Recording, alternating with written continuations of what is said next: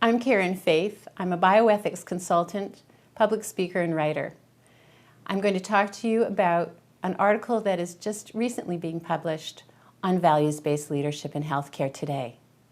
As a hospital-based bioethicist and now as a bioethics consultant, working with many different kinds of organizations, I'm really acutely aware of the challenges that senior leadership are facing in meeting fiscal accountabilities as well as upholding the values of their organizations in an ever-changing political and economic environment.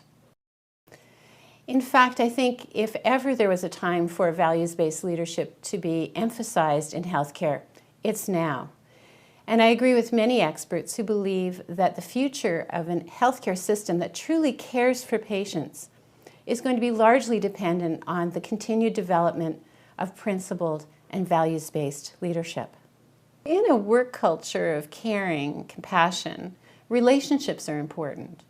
Working relationships, respectful and compassionate caring relationships, and mentoring relationships are all very much central to creating a culture of caring.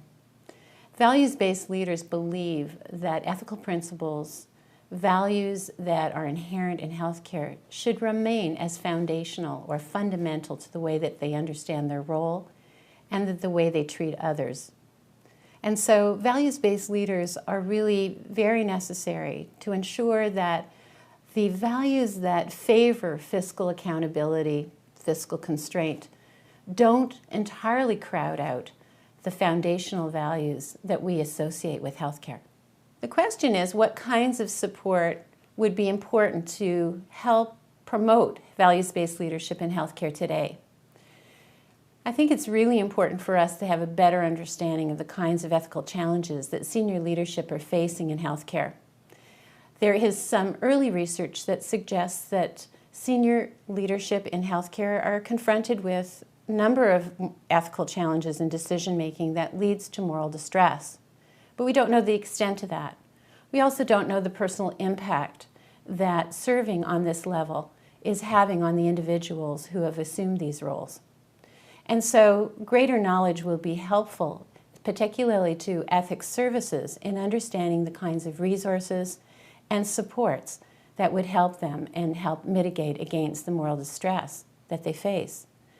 An example of such a tool is the Accountability for Reasonableness framework that was designed to help senior leadership understand the kinds of ethical principles that ought to guide resource allocation decisions. I think this is the future of our services in increasing the integration of ethics across the organization from bedside to boardroom.